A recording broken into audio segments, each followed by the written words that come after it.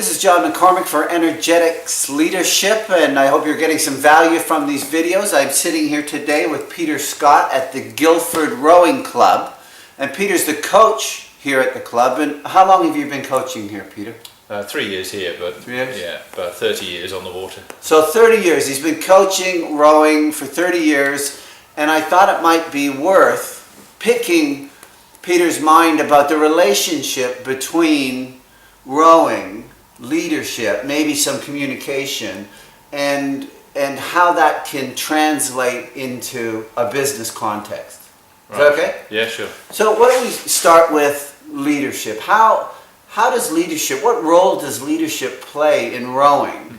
And how could that apply to, let's say, someone in business, an executive in business, or what could he pull from that? I think the most obvious thing is that leadership applies at many different levels. So it applies in the boat. Yes. It applies at a squad of oarsmen rowing, need a leader. It applies in a club where you have a captain acting as a leader, and it applies at a country level. Yes. You know, if you think of the quality of rowing and the way it's developed over the course of the last 20 years in this country, and the number of gold medals it generated in the Olympics, that came down to the leadership of David Tanner. Yes. Okay, David Tanner formed a great group of people around him. He selected the right team of people, and he's created the right plans and executed those plans at a country level. Now, the same thing then happens at a club level or in a coach's role at a squad level, because you don't get through the season, or indeed you don't get through multiple seasons to achieve an end game unless you plan it. Yes. You have to plan the physical training cycle, the events that you go to, the selection of the crew, the whole thing. You know, you need an annual plan for. And if you're too short-sighted in your view of trying to achieve a goal, you won't necessarily build the quality of that rowing group to achieve things over a longer period of time. So you've always got to have in mind what the longer-term strategy is, and then what your tactics are within that strategy, just as you do as a leader of business. Now you were talking about leading in the Olympics, and it was Tanner, right? Was the key leading figure that people rallied around. Is that the same thing that happens, let's say, at the Guildford Rowing Club? Is there a leader that emerges out of the rowers that then people rally around? Is it the same thing? Kind of, yeah, because you've got a self-elected captain of a club, and then you'll have, within a club, you'll have vice captains. Those are elected by the people, just as they are in any public body, if you will. And a captain of a sport provides leadership to that sporting group on a local level, just as it does a departmental manager or a business manager of a bigger enterprise. Within the squad, so let's say, you know, a club like this is a relatively small one. We only have about 200 members. Yes. But within that group, there will be, you know, junior group, there's a senior group, there's a women's group, and so on. And then within those, there are subgroups.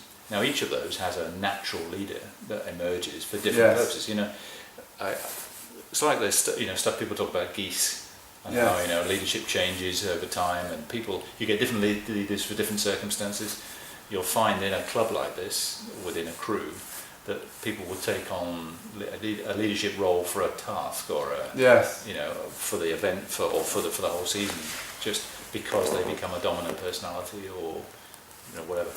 Now, I often talk about the concept of everybody leading, as opposed to we have a key figure, and then everybody follows this leader, but they don't see themselves as a leader. They see someone else as a leader. Agreed. But the benefit of having everybody begin to say, hey, I can lead, begins to create a different dynamic in a team. Agreed. Do you think that happens in rowing, Definitely. or is it more like, oh, we're just going to follow this leader? No. It's the former. I mean, you tend to find, I think, with I've seen the same thing happen here as in business, because I agree with you. I mean, I think in the same way, it's not just leadership, but also the energy levels are self-fueling. Yes. All right. So once people start to get on a roll, they start to roll faster. They, you know, success breeds success, all those good things, but the aspirations go up along with winning and things like that. So everything starts to spiral up. Now, a lot of that comes from the informal leadership that goes on within the group. So a coach is a leader. The coach sets a series of standards. The people within the crews set their own standards. And you'll find that people have respect for each other, for their quality of their rowing, their commitment. Yes. How hard do they train? Yes. Are they a fighter? When they race, do they race hard or do they give up? Yes. All that stuff comes through just as it does in a business environment. Yes. And, Yes. and then as a leader in a business environment, you either spot that or you don't. And depending on how aware you are of what's happening, you then nurture those strengths to Yes. build a good team, right? Yes. And achieve the goals that you're aiming for. And it's So exactly the same. Do you think that as a leader, part of the role as a leader is to develop the leadership in others? Yes. Yeah. So you're trying to draw out from people what they're capable of. Yes. Now, in a rowing environment, you're trying to draw out their technique and you're trying to draw out their ability to win through their motivation, their self-motivation. But you're also looking to try and nurture people who can take on a leadership role within the pack. Yes. And of course, people need a permission to do that. It's a bit like having teamship rules and the ability to pick other people up in the team on stuff Yes. that isn't quite right. Yes. It's giving people the permission to lead. And Now, giving, how do you do that? Because I know, and you'll know, like in business, often many people don't feel like or see themselves as a leader, and there's probably no formal discussion about I'm giving you permission to lead. It either kind of happens or it doesn't, but it often isn't through clear, precise intention and some structure to have everybody see that. yeah. So how does that come in rowing? How does that work? Where does that permission, where do people begin to see that they have the culture to lead? I think it comes from the context of simple things. For example, asking certain people to organise stuff. It might be you're going to be going away off-site somewhere and you need to organise all the logistics of going. So you get somebody to organise that and to actually take responsibility for making it happen. That cultivates a form of leadership. Giving people a coordination activity to, organise the training times. Everybody's going to come down and do their training sessions together. Yes. That gives somebody the tangible permission, if you like, to lead in that context. But other stuff comes through in an unseen way, I guess, in terms of confidence. The fact that somebody becomes more confident in themselves and they gain respect from others, they take on a leadership role within the boat. Yes. There are some people that, when you choose where you sit people in a boat, one of the things you look for is their ability to lead by setting rhythm. So you put that person typically towards the stern of the boat, either the person we call the stroke, who sets the pace and the rhythm, or the person immediately behind them, whose job it is to maintain length and control and not allow that stroke to be bullied, if you like, by the other people in the boat. All right? Yes. As you come back up the boat, particularly in a small boat where you have no cogs, you need somebody at the front who can steer, who's competent to do that, and everybody can trust to get down the other end of the course without hitting the bank and everything else. And then probably the next person to them is somebody who's going to do the shouting. Yes. That person's going to make the calls. In a race, they're going to call for extra power or more length or Yes. whatever it happens to be that they're calling for. So in the process of calling those tactics, you're asking that person to be a leader in that race. In that role too. In that role, absolutely right. So, in a sense, there's all sorts going on within the boat in different capacities Yes. that they're taking. So the person who's steering is going to take over the leadership from time to time because they're going to ask the rest of the crew to do something. Like pull harder on one side, for example, or Yes. slacken off because we're about to hit something, or whatever it happens to be. The person in the stroke seat is going to get upset at times because people are doing things that they want, to change in terms of rhythm. And all of that can lead to personality clashes as well, of course. Yes. Right. So Yes. a team that performs well as ever is a team of people who are performing for each other and are prepared to put up with some of the emotional baggage that goes with one particular individual as opposed to another one. So isn't it a skill of or the partial development of being a great leader is also being willing to give up your position? Yeah. Yeah. You know, Yeah. that Yeah. To get stuck on something and to be unwilling to let go of your view Yeah. can create all kinds of conflict. Absolutely right. So having that wisdom to say, I need to give my position up here for the benefit of the whole. Yeah. To me, that's more of an alignment than it is an agreement. Agreed. Because there's a difference between the two. Legal solicitors have to agree every point. Sure. Whereas a team you can align a team and you can get to an alignment much quicker than an agreement. Yeah, agreed. Because you get into a consensus or Yes. something similar. But there's a difference between being demanding as a leader Yes. and creating that consensus. So it's not always about the way that you want to do something being correct. It's the end goal is the right goal. Yes. And not giving on the end goal potentially. Yes. But allowing people to find their way to get there. Yes. Giving them the freedom to do that. Yes. That's a fantastic distinction with leaders. Because I've seen, I don't know how many times I've seen not just the end goal, but they're going to tell you how it's going to go all the way through it, and there isn't going to be any deviation from that. Yeah. And my experience has been that can be costly, time-consuming, financially expensive, and all the rest of it in a business. Absolutely right. Well, you sacrifice everybody's motivation as soon as you do that. Yes. Because everybody likes to be a bit creative. Everybody likes to contribute something. They all like to be engaged in what they're trying to create. And if you lay it out so thin that all you've got to do is just execute what you've been told to execute precisely, then your brain goes to sleep. So what's your added value? Yes. And that's what demotivates people, apart from not being involved in the first place in creating the right goals and so on. Yes. And so one other aspect of this, which is the communication. And absolutely a vital part of having a crew, if that's what you call it, in a boat working together, yes? Absolutely right. So talk about that. Well, the communication comes at a level before that, because as a coach of a squad, there's a lot of communication that is evidently required. If people feel that they are out of the picture on what's happening, they don't feel engaged in exactly the same way as a group of people in a work environment feel out of a picture.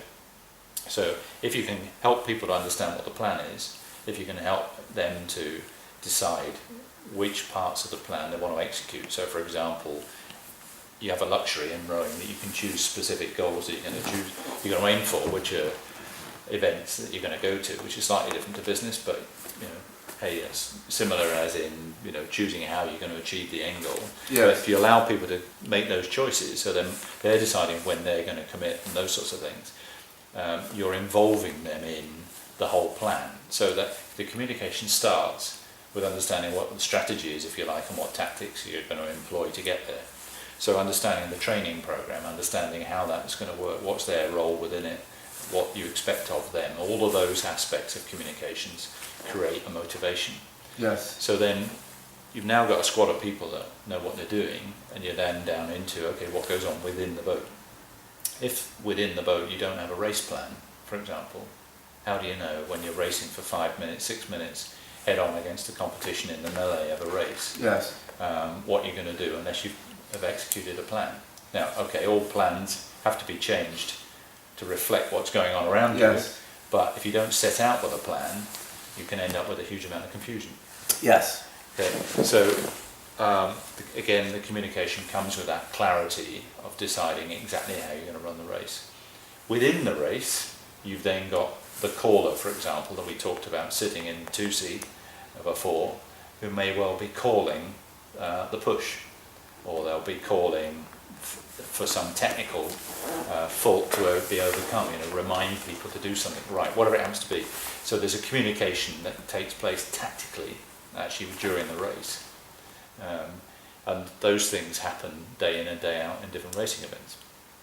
Another aspect of communication, though, is the coach's role, right?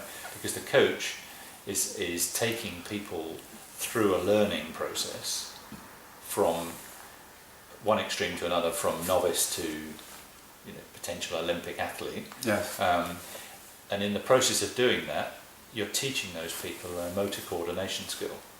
If you think, have you played golf? Yes. Okay, well, rowing's a bit like golf. It's a very repetitive mechanical cycle.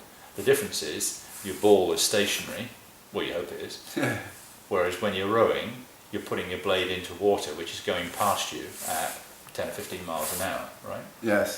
So you have to, the timing of picking the water up and stuff adds to the complexity of this physical movement that you have to execute. And you execute it perfectly 140 times, 150, 200 times in a race. So for 6 or 7 minutes you execute this same cycle with perfection. As you get more and more tired, so the technique begins to break down, right? Yes. So yes. the art of rowing as a coach is to teach people this motor coordination skill that becomes so ingrained that when they become tired and fraught and so on, they still row well. Yes. So now you're standing on a bank and put yourself on the water, sitting in a boat, trying to execute this thing which you've never done before, with no mirrors, and, Yes. I'm trying to communicate to you what you're doing right or what you're doing wrong and could do differently Yes. to do it right. Okay, and my job is to hold that mirror up to you. Yes. Okay, and then it's to give you exercises to execute to try and improve your rowing technique. Yes. And it doesn't matter whether you're a brand new starter or somebody who's been at it for 10 years. It's all communication. It's all I mean, you think, communication. isn't it? Because without it, you're dead in the water. Yeah. It's all communication. Like, yeah, I mean, that's not rocket science. We all know that. But isn't it a great insight to see where that plays a role in terms of how important that is to have clear, precise communication and alignment with the team Yep. in order to produce a goal. Yeah. Yeah, because in the context of what I was just talking about, you're applying that communication to help somebody to learn. You're then communicating with the group in order to help them to row better together as a Yes, team. yes. You know, communicating the next step of the plan. There's a whole bunch of things, but it's not about a one-way communication because, of course, you're looking for visible signs and audible ones of whether things are working properly. Yes. And then being able to play that back to the crew as an adjustment in Yes. the plan. You'll be, as a coach, you'll be asking people how it feels. It's not just about telling them a whole bunch of things and they come off at the end of the race and off the training event, for example, or the race. It's not about then just packing the bags up and going home. While you're coaching them, you know, every time you turn around at the end of a piece, you may well be saying to them, "So, you know, how's that feeling? Yes. That exercise we just did, what did you learn from it? You know, does it? Well, what feels differently?" And people will come out with things. You know, they'll say, "I don't know, that analogy you just gave me, the penny just suddenly dropped." Yes. You know, whatever. So coaching really is a part of leadership as well. It is. In a way, I mean, there's a fine distinction between it. Yeah. But you are, as a leader, also coaching. Yeah. Yeah. You know, that is an aspect I've learned. Absolutely. But I Right. don't know, knowing, I mean, there's a difference, but Yeah, and which goes back to the different types of leader again that we talked Yes. about. You know, so somebody who is more emotionally intelligent is Yes. probably going to be a better coach. yes, They're going to be more in tune with the people that they're leading. yes, But in my view, every leader is a coach. yes, Now, if you hire a really good team of people around you, and if you think of some of the stuff like, what's that, Good to Great, have you read that? yes, Yeah. yes, You know, that whole context of hiring the right people, getting the right people on the bus and the wrong people off the bus and all that Yeah, kind of stuff. You have a team of people that in theory you don't need to coach very much, but you still need to be playing stuff back. yes. And the day you stop doing that, you know, you're probably, you know, at risk of being complacent as a leader. Yes. Fantastic. Does that help? Yeah, thank you. And if people want to contact you or the club or anything, or Yeah. what do they do? Just drop me an email. Where? Or drop the club an email. One Drop of the two. the Guildford Yeah, go onto the club website. Guildford Rowing Club will be. You can Google that. You Yeah, can find good. everything you want there, Yeah. and they can find you there. Yeah, yeah. Peter, absolute pleasure. Thank you very much for your time. Pleasure, John.